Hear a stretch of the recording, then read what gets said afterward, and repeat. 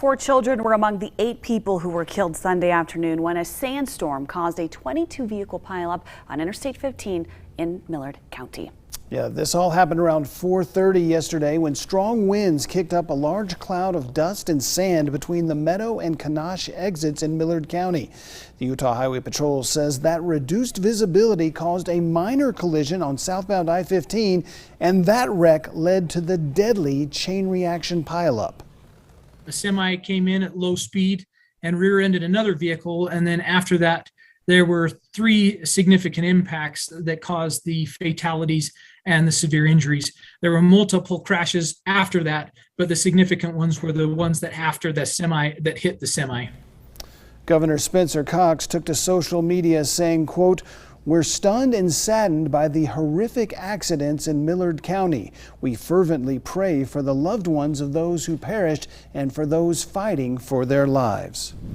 And today we're learning the devastating news that 5 of the deceased victims were members of the same St. George family. This afternoon, a former basketball player and coach at West Jordan High School is mourning the loss of his wife, plus a son, a daughter, a brother, and a nephew.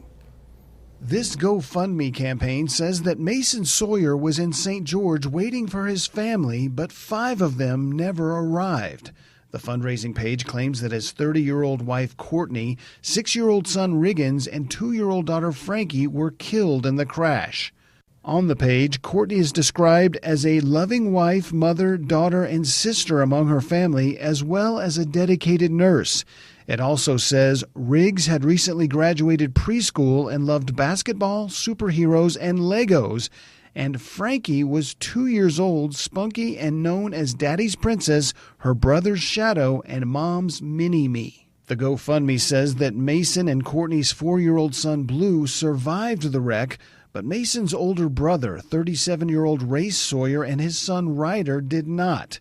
Online profiles list Race as an employee in the healthcare field and a former boxer and mixed martial artist who leaves behind a wife, a son, and a daughter. The page states, Race was a dedicated and loving husband and father, an incredible athlete, loved to play games, and preferred Snickers for breakfast and burgers for dinner. It also reads, Ryder was his mother's greatest teacher, always found the good in everything, and was humbly yet fiercely competitive in everything he did.